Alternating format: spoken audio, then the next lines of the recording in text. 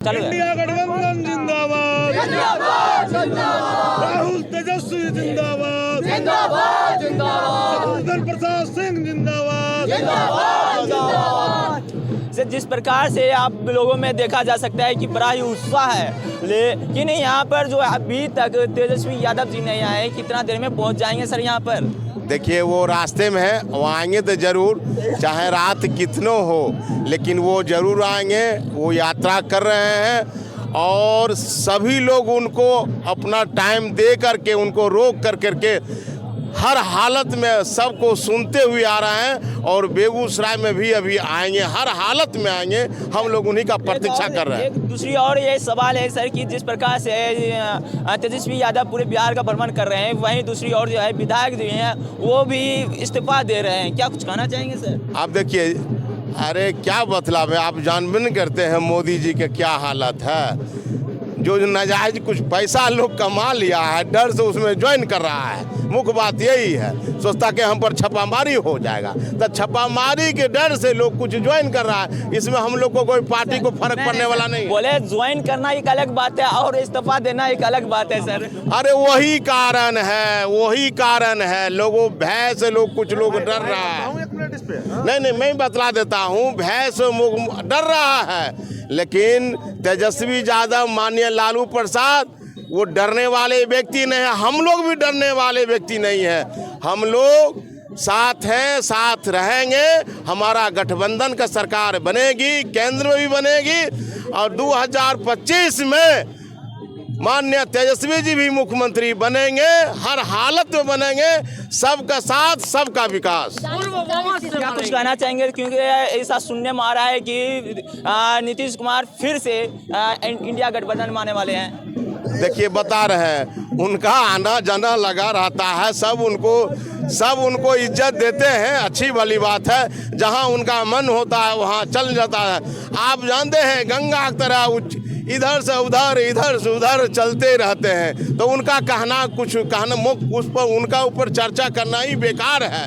वो माननीय कैसे व्यक्ति हैं, उनको हम खराब भी नहीं कर सकते, नहीं अच्छा कर सकते हैं। उनकी जिधर इच्छा होती है उधरे चल देते हैं। तो यही देश की हालत है। आप जानते हैं, कुछ दिन और रह जाता तो माननीय तेजस्वी जी उन्हीं से हस्ताक्षर करा करके 10 लाख की बहाली कर देते। 2 लाख का तो हो ही गया था ना, 2 लाख का हो गया, 8 लाख बचल था, कुछ ही दिन में था। अभी स्वास्थ्य विभाग में सबको आज के डेट में वो ज्वाइनिंग निकल जाता। लेकिन अब क्या करें, माननीय हमारे नीतीश बाबू की जो इच्छा होता है वो हो जाता है। और उनको डर किस बात का? वो चोरी नहीं करते हैं, बेईमानी नहीं करते हैं, तो डरना किस बात का? अगर तेजस्वी जी से उनको कुछ दिक्कत हुआ, बुलाकर बात करते हैं, तुम इस ढंग से काम करो, यही नियम संगत भी है। वो तो पुराने नेता है, लेकिन क्या करिए, 9 बार उनका जब कुछ बात बिहार की बनने की बात होती है तब तक वो फिसल जाते हैं। यही उनमें एक प्रॉब्लम है। मेरा नाम बूटन साव, व्यवसायी प्रकोष्ठ का महानगर जिला अध्यक्ष। मैं जिला कानून विकास संघ बेगूसराय का जिला अध्यक्ष हूँ। जी बिल्कुल, जिस प्रकार से उन्होंने कहे, मेरी मैडम जो है मेरी धर्म पत्नी है, वार्ड नंबर 25 का वार्ड पार्षद भी है। जी बिल्कुल, जिस प्रकार से इन्होंने कहे हैं तो आपको आप बता देना चाहेंगे कि यहाँ तेजस्वी यादव जो है कुछ ही देर में यहाँ पहुँचने वाले हैं और उनका जन सैलाब भी दिखला देना चाहेंगे। जिस प्रकार से लगातार उनके पीछे जो है भीड़ का इकट्ठा हो रहा है, आपको देखकर भी हैरान कर देगा। जी हाँ, बेगूसराय ही नहीं बल्कि पूरे बिहार में उनका भीड़ का सामना हो रहा है। जी हाँ, जिस प्रकार से उनको यहाँ स्वागत किया जा रहा है, जिस प्रकार से उनका प्यार मोहब्बत दिया जा रहा है, आपको देख कर भी हैरान कर देगा ये वीडियो। आपको दिखा देना चाहेंगे जिस प्रकार से अगर तेजस्वी यादव यहाँ पहुंचते हैं इस समय, तो आपको उस वीडियो में आपको दिखाना चाहेंगे कि भीड़ का क्या जन सैलाब होता है, वो भी दिखा देना चाहेंगे। क्योंकि बिहार में तेजस्वी यादव जिस प्रकार से पूरे बिहार का भ्रमण करते हुए 48 जिलों में जाते गए, अपने बातों को, जनता को बातों को सुन रहे हैं और भीड़ जो है ये इस प्रकार से जन सैलाब उग रहा है कि जैसे कि इस बार जो है उनकी सत्ता बनने वाली है। लेकिन एक बहुत ही महत्वपूर्ण बात है ये कि ईवीएम लेकर, सर ईवीएम पर हमारा सवाल रहेगा, क्योंकि ईवीएम लेकर कुछ ना कुछ ऐसी वैसी घटना सामने आ रही है। और ये बात आपको स्पष्ट आपसे करवा लेना चाहेंगे कि अगर ईवीएम से ही वोट हो, क्या तेजस्वी यादव जी सत्ता में आ पाएंगे? देखिए, मैंने बता रहे हैं, ईवीएम उनके ऊपर माननीय मोदी जी पर पूरा लोग दबाव दे रहे हैं। अगर ईवीएम में गड़बड़ी हुई तो बहुत बड़ा बमन्नर हो जाएगा, इसलिए वो जान रहे हैं कि ईवीएम को ठीक करना ही जरूरी है। ठीक करेंगे, ऐसे हम लोग मांग करते हैं कि ईवीएम खत्म करिए और बैलेट पेपर का जो होता है उस पर मतदान करिए। लेकिन मोदी जी का शहंशाही है, वो माननीय जानते हैं नरेंद्र मोदी दास जी जो करते हैं वही उनका मान्य होता है। उनकी इच्छा है कि जो मैं कैसे क्या काम करूं, लेकिन हम लोग देखेंगे, बेईमानी होगा उसको भी देखेंगे, ईमानदारी होगा तो देखबे करेंगे। तो यही मैं रिक्वेस्ट करता हूं कि आप 24 में भी उनकी सरकार बनने वाली नहीं है। इसलिए नहीं बन लिया है, वो देश के साथ जो वादा किए वो निभाए नहीं। क्यों नहीं भाई निभाए? आपने 2 करोड़ प्रति वर्ष नौकरी देने के वादा किया, वो भी विफल रहे। आपने कहा था कि मैं बेरोजगारी के दूर कर दूंगा, वो भी उनका सब खत्म। उन्होंने कहे थे मैं प्रत्येक खाताधारी में 15 लाख रुपया मैं दूंगा, वो भी नहीं दे पाए। तो बतलाइए इस देश का क्या हालत होगा? ये जो NH है ये बिक गया है, NH भी बिका, पेट्रोल का दाम बिक गया। आप जानते हैं जिस समय हमारे माननीय मनमोहन जी प्रधानमंत्री थे तो उस समय पेट्रोल के दाम 65 रुपया लीटर था। अच्छा, 65 रुपया लीटर था, अब हो गया 100 रुपया सुपर लीटर। अब बतलाइए कौन अच्छा है कौन खराब है, इसे समझ सकते हैं।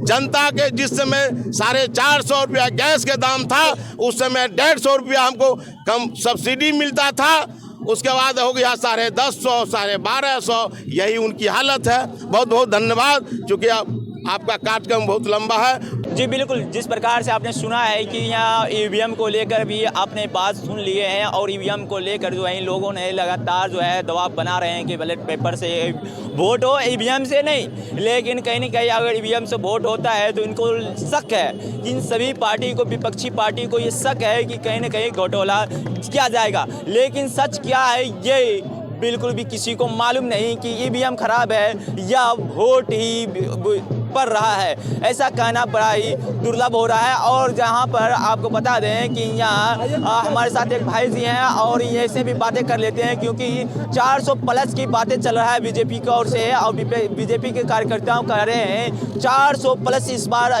वोट लाया, 400 प्लस सीट लाया जाएगा। लेकिन कहीं न कहीं इन लोगों को क्या कुछ कहना है, इनसे भी जान लेते हैं। सर, क्या कुछ कहना चाहेंगे जिस प्रकार से कहा जा रहा है कि 400 प्लस किया जाएगा इस बार?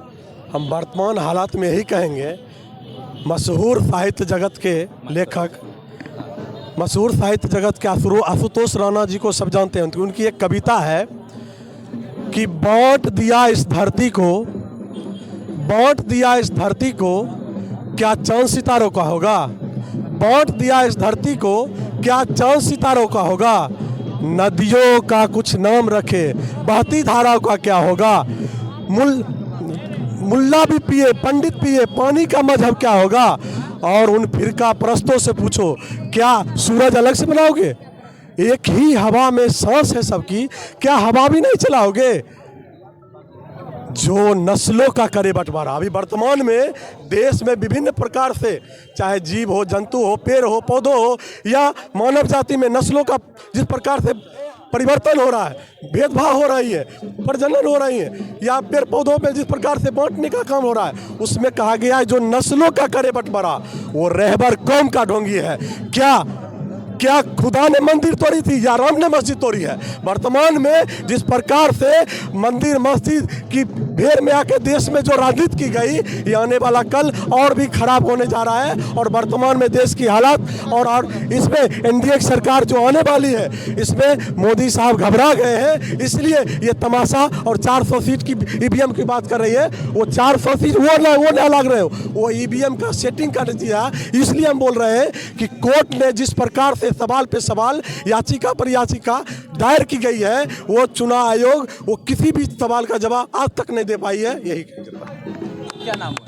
मेरा नाम अभिनव गुप्ता हुआ, प्रखंड व्यवसायिक संघ राजक बीरपुर। जी बिल्कुल, जिस प्रकार से इनका कहना है तो इसमें तो तारबूज बेचारा तो फंस ही जाता है, अंदर से लाल होता है तो बाहर से हरा होता है। सर से ही बात कर लेते हैं कि तारबूज किधर जाएगा सर जी? तारबूज कहीं नहीं जाएगा। सुन लीजिए एक बात, नया सवेरा नया बिहार, और हम हैं बिहार के पहरेदार, ठीक है ना। और इस बार 2 तारीख को मोदी जी आ रहे हैं बेगूसराय में। नीतीश कुमार जी और मोदी जी दोनों को इस बार बिहार और पूरे भारत में मोए मोए होना तय है, ठीक है ना। इस बात को आप कान खोलकर याद रख लीजिए। पूरे देश की जनता, पूरे देश का छात्र नौजवान पगड़ी बांधकर तैयार हो गया है मैदान में उतरने के लिए, ठीक है ना। और पूरे भारत के अंदर मोदी जी को भी उखाड़ कर फेंकना है, और साथ ही साथ में बिहार के अंदर ये हमारे पलटू चाचा जो हैं, कभी आपके तो कभी हमारे यार हैं, और असली बेवफा तो नीतीश कुमार हैं, इनको भी उखाड़ कर फेंकना है। इस बात को याद रख लीजिएगा आप लोग। और साथ में अभी हमारे गठबंधन के साथी, गठबंधन के नेता माननीय तेजस्वी यादव जी बेगूसराय आ रहे हैं, और उनके साथ में कदम से कदम मिलाकर बेगूसराय के अंदर माले के साथी भी साथ में खड़े हैं, और हम लोग लड़ेंगे और हम लोग जीतेंगे। तो देख सकते हैं कि हर रोज नया सवेरा होता है, उसी प्रकार से तेजस्वी यादव को बताया जा रहा है, बोला जा रहा है कि वो उगते सूरज की तरह है। अब देखने वाली बात यह होगी कि इस बार के चुनाव में क्या नतीजा आता है। क्या तेजस्वी यादव जी फिर मैदान में उतरकर वो अपने झंडाओं को लहराने में कामयाब हो पाते हैं या फिर नाकाम? देखने वाली ये बहुत ही दिलचस्प होगा। इस वक्त बेगूसराय से इंडिया टाइम्स के लिए मोहम्मद महफूज आलम।